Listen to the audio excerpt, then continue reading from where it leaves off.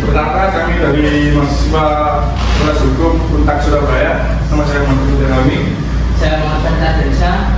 Hari ini kami berdua melakukan penyuluhan tentang perlindungan hukum konsumen, di mana beberapa poin-poin perlindungan hukum akan dijelaskan seperti yang dengan kami ini.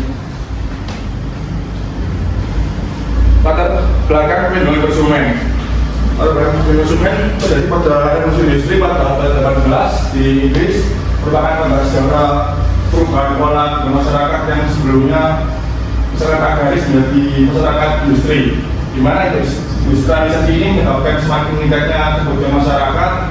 Hal ini tentu menjadi peluang usaha untuk menciptakan produk sesuai dengan kebutuhan masyarakat. Di sisi lain, meningkatnya kebutuhan masyarakat memiliki dampak negatif, antara lain pencemaran lingkungan yang disebabkan oleh penggunaan teknologi maupun peran bisnis yang timbul dari masyarakat itu sendiri. Perilaku bisnis yang tidak sehat adalah lain merupakan pada akhirnya akan merugikan konsumen karena dua faktor, antara lain lemahnya kedudukan atau posisi konsumen, pengetahuan proses produksi yang tidak sehat, serta perilaku konsumen. Ada juga empat gerakan perlindungan konsumen yang menjadi 4 gerakan utama menurut Siddhartha. Tahap 1 tahun 1881 sampai 1914, di mana ada materi berjudul The Jungle Akon Syndrome.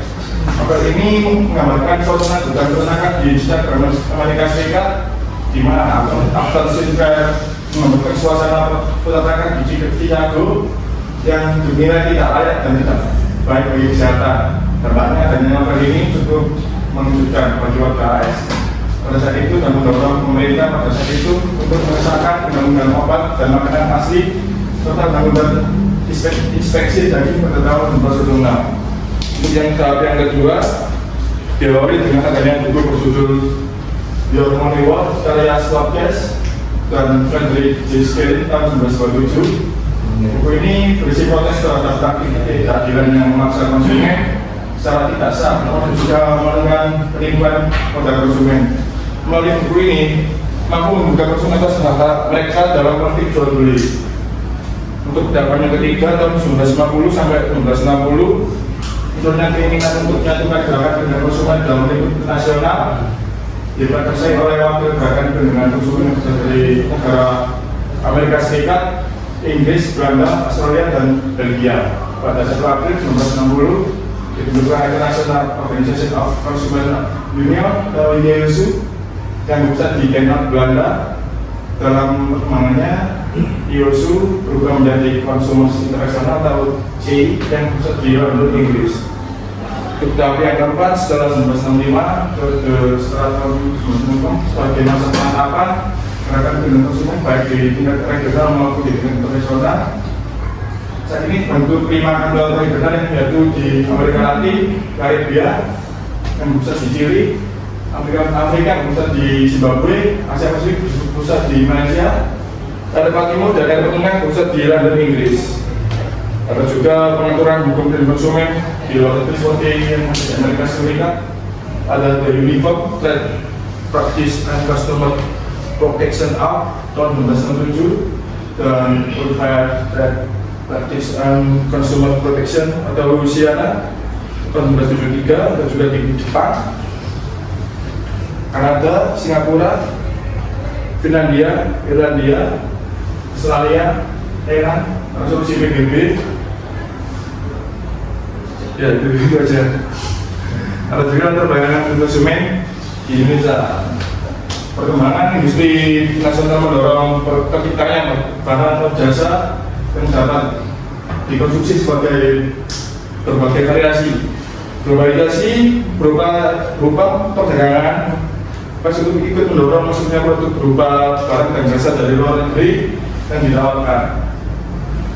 Pemahaman mengenai hak konsumen masih rendah sehingga sering menjadi objek dari aktivitas bisnis membiaykan yang dilakukan oleh pelaku usaha. Belum ada peraturan yang mengatur secara khusus mengenai perlindungan konsumen di Indonesia. Ada juga secara hukum pengaturan hukum perlindungan konsumen di Indonesia sebelum tahun 1999 dalam Undang-Undang Dasar 45 TAP MPR nomor 2 tahun 1988, TAP MPR nomor 2 tahun 1993, Undang-Undang nomor 10 tahun 1991, Undang-Undang nomor 2 tahun 1996, Undang-Undang nomor 2 tahun 1981, PP nomor 9 tahun 1964, PP nomor 69 tahun 2009, dan juga ada peraturan perlindungan konsumen setelah tahun 2009, di mana terbitnya Undang-Undang nomor 8 tahun 2009 tentang perlindungan konsumen. Nomor 2 ada PP nomor 8 tahun 2001 tentang pembinaan dan pengawasan penyelenggaraan perlindungan konsumen. Nomor 3 ada PP nomor 59 tahun 2001 sebagaimana juga dengan PP nomor 89 tahun 2019 tentang lembaga perlindungan konsumen swadaya masyarakat atau LPKSN. Yang nomor 4 ada PP nomor 4 tahun 2019 tentang Badan Perlindungan Konsumen Nasional. Di bawahnya ada pengertian hukum perlindungan konsumen menurut Hasil Nasution. Hukum perlindungan konsumen merupakan suatu hukum konsumen yang mempunyai asas-asas atau kaidah-kaidah yang juga mengatur dan juga mengandung sifat yang melindungi kepentingan konsumen. Ada juga karya Mukhtar Atmaja di mana kepentingan konsumen adalah keseluruhan asas-asas dan kaidah-kaidah hukum yang mengatur dan melindungi konsumen dalam hubungan dan masalahnya dengan para penyedia atau jasa konsumen. Ini ada pasal 1 angka 1 Undang-Undang Konsumen, di mana menjelaskan konsumen adalah segala upaya yang menjamin adanya kepastian hukum untuk memberi perlindungan kepada konsumen. Ada juga hukum perlindungan konsumen yang dapat menjadi instrumen peraturan yang dapat melindungi tidak hanya dari segi pelaku usaha maupun konsumen.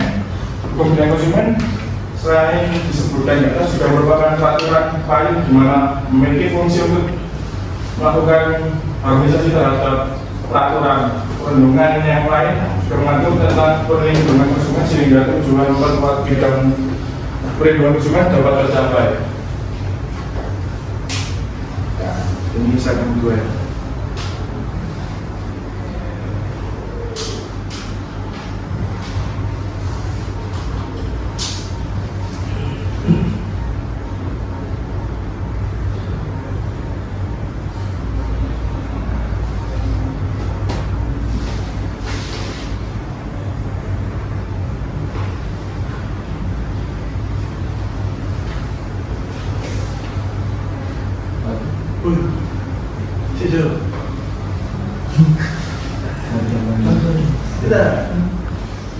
Di sini ada dari asas perlindungan konsumen dari Sakito Rajo.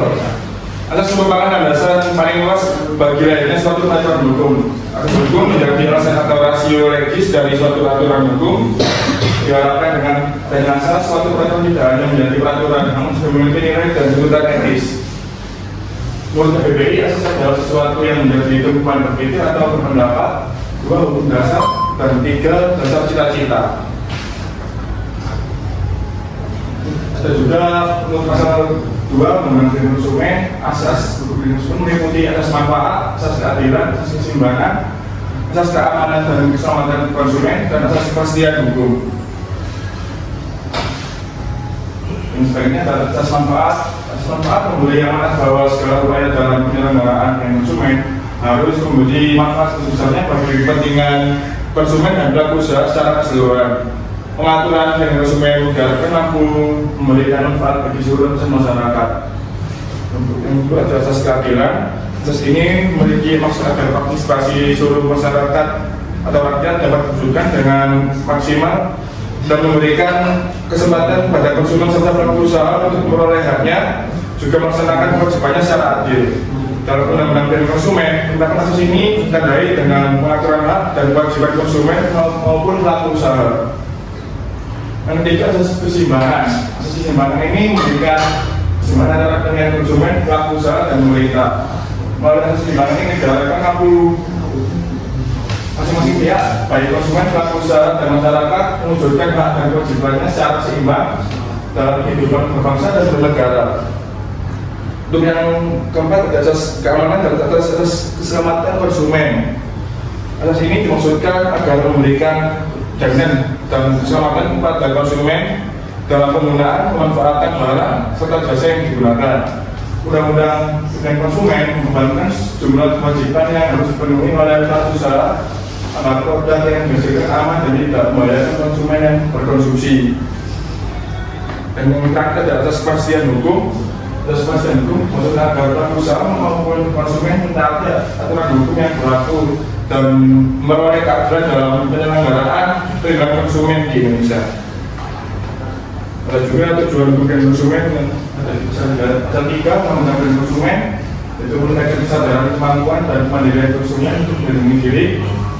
Ada juga mengangkat harga dan martabat konsumen dengan cara menghindarkan dari ekses negatif pemakaian barang atau jasa, meningkatkan kewaspadaan konsumen dalam memilih, menentukan dan menuntut hak sebagai konsumen. Ada juga pasal 3 ini menciptakan sistem perlindungan konsumen yang mengandung unsur kepastian hukum dan keterbukaan informasi serta akses untuk mendapatkan informasi, menumbuhkan kesadaran pelaku usaha mengenai pentingnya perlindungan konsumen sehingga tumbuh sikap yang jujur dan bertanggung jawab dalam usaha, meningkatkan kualitas barang atau jasa yang menjamin kelangsungan usaha produksi barang atau jasa, kesehatan, kenyamanan, keamanan dan keselamatan konsumen. Ya, selesai. Untuk yang materi kurang, jelasan dari teman saya, Mas Farid, silakan.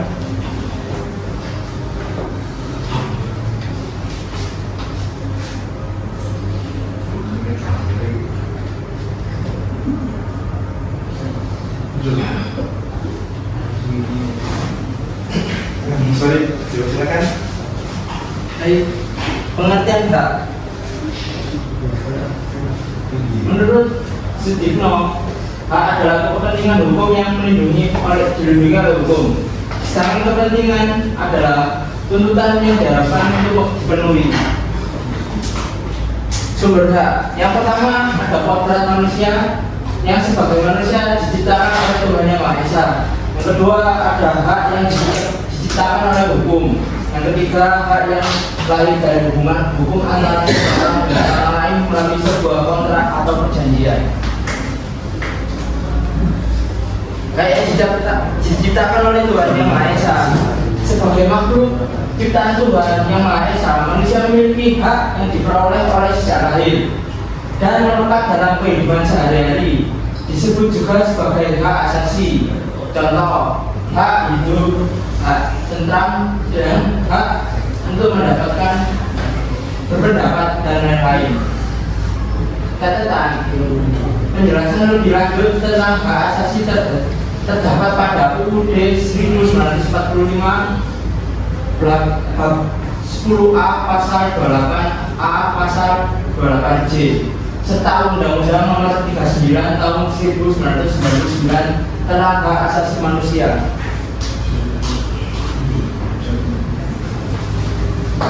Hak yang diciptakan dari hukum, hak yang diberikan oleh hukum negara kepada manusia dalam kedudukannya sebagai warga negara. Contoh, atas perlakuan yang sama di bidang hukum, hak atas penerapan asas praduga tak bersalah, hak untuk mendirikan bangunan, hak yang mengalir dari hubungan hukum antara seseorang dengan orang lain melalui sebuah kontrak atau perjanjian. Contoh, hak penyewa yang lahir dari perjanjian sewa rumah. Perkembangan hak konsumen secara global. Latar belakangnya menurut kasus yang dulu di masyarakat dan diselesaikan melalui pengadilan. Sistem negara dianut antara lain oleh negara Inggris dan Persemakmuran Amerika Serikat India.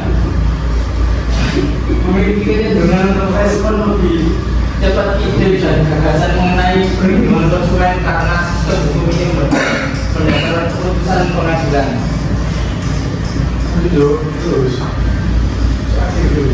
Presiden John diadakan kongres pada tahun 1962 menemukan gagasan mengenai perlindungan konsumen sekaligus 4 hak konsumen yang perlu dilindungi secara hukum. Yang pertama ada hak untuk memperoleh keamanan, yang kedua hak memilih, dan ketiga hak mendapat informasi, dan terakhir hak untuk didengar. Hak-hak konsumen sedunia dinilai sebagai internasional diperingati setiap tahunnya pada tanggal 15 Maret sebagai upaya untuk terus meningkatkan kesadaran masyarakat global mengenai hak konsumen. Diprakarsai oleh pidato Presiden Amerika Serikat kelima, yaitu John F. Kennedy pada tahun 1960 yang menyampaikan pidato terkait hak konsumen di hadapan Kongres Amerika Serikat. Latar belakang peraturan hak konsumen. Konsumen memiliki hak atas kenyamanan, keamanan, dan keselamatan pada saat memakai suatu produk atau mengonsumsinya. Konsumen juga memiliki hak untuk memiliki suatu produk. Konsumen juga memiliki hak untuk didengar terkait dengan penanganan keluh terhadap suatu produk yang dikonsumsi. Konsumen juga memiliki hak untuk mendapatkan advokasi, perlindungan, serta upaya penyelesaian sengketa. Konsumen juga memiliki hak untuk diperlakukan secara benar, jujur, serta sama dengan konsumen lainnya tanpa dibedakan suku, agama, ras, dan tempat tinggal ataupun status ekonomi. Pengaturan hak konsumen berdasarkan Undang-Undang Perlindungan Konsumen. Hak konsumen diatur pada pasal 4 Undang-Undang Nomor 8 Tahun 1999 tentang perlindungan konsumen, meliputi hak atas kenyamanan, keamanan, dan bidang keselamatan dalam mengkonsumsi barang atau jasa. Hak untuk memilih barang atau jasa serta mendapatkan barang dan atau jasa tersebut sesuai dengan nilai tukar dan kondisi serta jaminan yang dijanjikan. Nah, informasi yang benar, jelas, dan jujur mengenai kondisi dan jaminan barang atau jasa tersebut. Hak untuk didengar pendapat dan keluhannya atas barang atau jasa yang digunakan. Hak untuk mendapatkan advokasi, perlindungan, dan juga mendapat penyelesaian sengketa perlindungan secara patut. Hak untuk mendapatkan bimbingan dan pendidikan konsumen. Hak untuk diperlakukan atau dilayani secara benar, jujur, serta tidak diskriminatif. Hak untuk mendapatkan kompensasi atau ganti rugi atau penggantian apabila barang atau jasa yang diterima tidak sesuai dengan perjanjian yang sebagainya. Mana mestinya. Hak-hak yang diatur dalam ketentuan peraturan undang-undang lainnya. Kewajiban konsumen. Kewajiban konsumen diatur dalam pasal 5 Undang-Undang Perlindungan Konsumen, meliputi yang pertama ada membaca atau mengikuti petunjuk informasi dan prosedur pemakaian atau pemanfaatan barang atau jasa demi keamanan dan keselamatan. Beretikat baik dalam melakukan transaksi pembelian barang atau jasa. Membayar sesuai dengan nilai tukar yang disepakati. Mengikuti upaya penyelesaian secara hukum sengketa perlindungan konsumen secara patut. Ini belum sudah benar ya?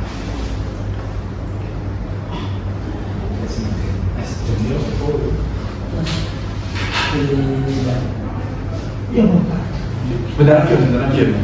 Cuma 2 menit lagi kok. Bentar. Satu slide. Oh, mau konsumen ya? Ayo Fani dipersingkat Fani. Iya ini mas. Adik-adiknya maupun. Sorry. Latar belakang. Latar belakang dulu.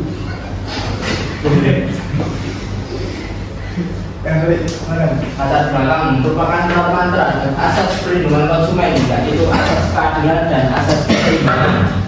Asas keadilan dan asas keseimbangan adalah peraturan hak dan kewajiban konsumen dalam Undang-Undang Perlindungan diharapkan dapat memberikan hak dan kewajiban tidak hanya kepada konsumen, namun juga kepada produsen pelaku usaha.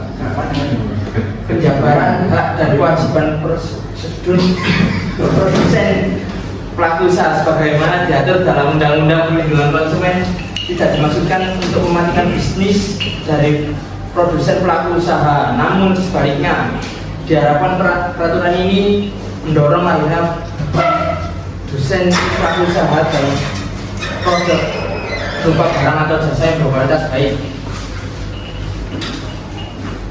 Peraturan hak pelaku usaha itu diatur dalam pasal 6 Undang-Undang Nomor 8 Tahun 1999 tentang Perlindungan Konsumen. Meliputi yang pertama, hak menerima pembayaran yang sesuai dengan kesepakatan mengenai kondisi dan nilai tukar barang atau jasa yang diperdagangkan. Yang kedua adalah hak mendapatkan perlindungan hukum dari konsumen yang berbuat baik. Yang selanjutnya, hak untuk mendapatkan pembelaan diri sepatutnya di dalam penyelesaian hukum sengketa konsumen. Hak untuk rehabilitasi nama baik apabila terbukti secara hukum bahwa kerugian konsumen tidak diakibatkan oleh barang atau jasa yang diperdagangkan. Yang terakhir, hak-hak yang diatur dalam ketentuan peraturan undang-undang lainnya. Pokok hak produsen atau pelaku usaha menerima pembayaran produsen pelaku usaha berhak menerima sejumlah uang sebagai pembayaran atas produk yang dihasilkan dan diserahkan kepada pembeli. Mendapatkan perlindungan hukum, produsen pelaku usaha berhak mendapatkan perlindungan hukum jika ada tindakan pihak lain, yaitu konsumen dengan beretikat tidak baik menimbulkan kerugian dan lainnya. Pembela diri, produsen pelaku usaha membela diri dan membela hak-haknya dalam proses hukum apabila terdapat pihak lain yang mempersalahkan atau merugikan haknya. Rehabilitasi, produsen pelaku usaha berhak memperoleh rehabilitasi atas nama baiknya sebagai produsen pelaku usaha jika karena suatu tuntutan terbukti bahwa pelaku usaha telah tidak benar secara hukum.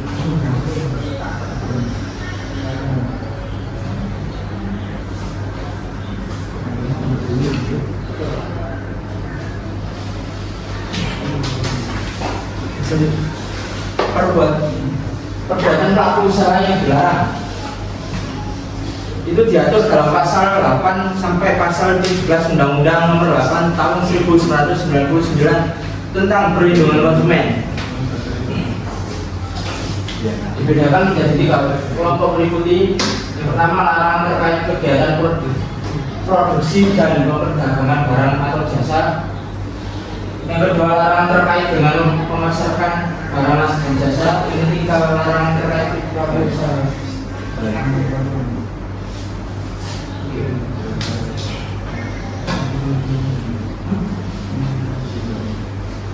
Peraturan perundangan yang pertama, Undang-Undang Nomor 20 Tahun 2014 tentang standarisasi dan penilaian kesesuaian produk.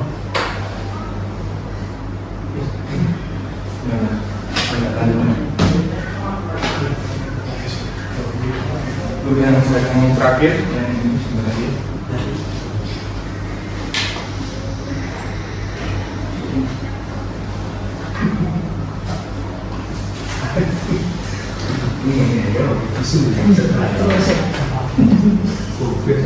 kemudian ada tanggung jawab pelaku usaha.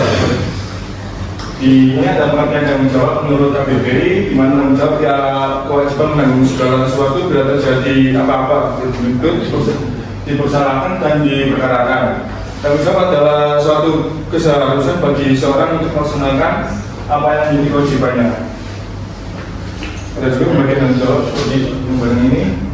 Tanggung jawab secara publik, pelaku usaha memiliki tanggung jawab untuk memiliki etikat baik dalam menjalankan usahanya, sehingga terciptakan iklim usaha yang sehat menjalankan usahanya. Etikat baik tersebut tertuang etika bisnis. Tanggung jawab secara privat, pelaku usaha memiliki tanggung jawab atas produk yang telah dikonsumsi oleh konsumen. Ada juga tanggung jawab secara publik seperti barang ini. Berjurusan administrasinya yaitu dalam pasal 60 Undang-Undang Nomor 8 Tahun 2009. Berjurusan pidana yaitu dalam pasal 61 pasal 63 Undang-Undang Nomor 8 Tahun 1999. Berjurusan dalam syarat privat yaitu dalam pasal 19 pasal 28 Undang-Undang Perlindungan Konsumen. Jadi menjadi dua, tanggung jawab atas dasar kesalahan, tanggung jawab yang lahir karena terjadinya kontestasi, timbulnya perbuatan melawan hukum. Yang kedua adalah tanggung jawab atas dasar resiko, tanggung jawab yang harus diambil oleh seorang produsen, pelaku usaha atau kegiatan usahanya. Dan juga tanggung jawab berdasarkan atas kesalahan buat prestasi, perjanjian menimbulkan hak dan kewajiban yang harus dipenuhi oleh para pihak. Dalam hukum dan konsumen, kewajiban itu jual beli. Pembeli konsumen wajib untuk membayar barang dan melihat untuk menikmati barang atau jasa yang dibelinya. Ada juga produsen, pelaku usaha, usaha penjual berhak menerima uang dan kewajibannya. Ada juga penanggungan atau jaminan cacat tersembunyi atau garansi. Jaminan dari pelaku usaha atau penjual bahwa barang yang dibeli konsumen dapat dinikmati atau digunakan dalam rangka memenuhi kebutuhannya. Bentuk jaminan atau warranty berupa kartu garansi. Konsumen dapat menagih janji dari produsen, pelaku usaha atau usaha penjual apabila tidak memenuhi janjinya. Ada juga pertanggungjawaban atas dasar kesalahan karena perbuatan melawan hukum. Produsen atau pelaku usaha dalam rangka menghasilkan barang atau memperdagangkan suatu barang, pertentangan dapat dikenakan ketentuan dalam pasal 1365 sampai 1367 BW. Kriteria penuntutan dan rugi atas dasar perbuatan melawan hukum terdiri atas 4 syarat, yaitu terdapat suatu perbuatan melawan hukum, ada kesalahan, ada kerugian, ada hubungan kausal atau kerugian dan kesalahan. Pertanggungjawaban atas dasar resiko kesalahan karena posisi konsumen yang lemah apabila terdapat sengketa atau perselisihan antara produsen atau pelaku usaha, kemarin juga konsumen terutama dalam hal pembuktian terhadap pelaku usaha. Konsumen terlihat mengalami kesulitan karena tidak memiliki pengetahuan dan sarana untuk membuktikan kesalahannya. Itu adanya konsep strict liability diadopsi dari pengadilan di AS oleh Hakim Steno dalam kasus Greenman melawan Yuba Power Corp in 1993. Ini ada sisinya juga, ada strict liability juga, berupa bentuk khusus. Ada juga konsep strict liability, yaitu produsen dan pelaku usaha wajib berhati-hati dalam menjaga keselamatan dan keamanan produk terhadap konsumen.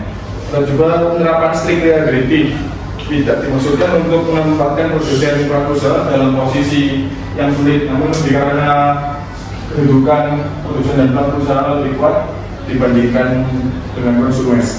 Hakikat perlindungan konsumen adalah memberi kemudahan bagi konsumen untuk melindungi dan mempertahankan haknya. Instrumen yang digunakan berupa pertanggungjawaban mutlak sebagai salah satu bentuk penyelesaian sengketa konsumen. Yang lain?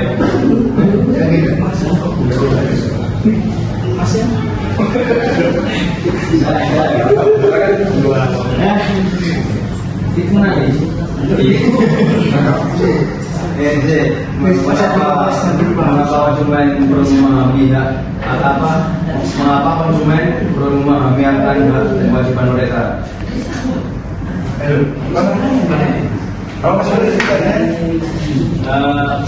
Mengapa konsumen perlu memahami hak dan kewajiban mereka? Karena konsumen itu kan sifatnya seperti pembeli ya, kita sebagai pembeli itu wajib mengetahui apa produk yang akan kita beli. Soalnya takutnya ada yang kena scam atau penipuan gitu mas. Jadi misalkan kalau pelaku usaha menyatukan, misalkan ada klausul baku ataupun hal-hal yang tidak mengenai di konsumen, dapat bentuknya atau mengajukan gugatan di tersebut. Jadi penting ya konsumen. Penting sekali mas. Oke, sekian dari kami. Mengucapkan terima kasih buat peserta yang telah hadir di sini dan teman-teman yang sudah mengikuti kejuaraan hari ini. Saya ucapkan terima kasih. Wassalamualaikum warahmatullahi wabarakatuh. Waalaikumsalam.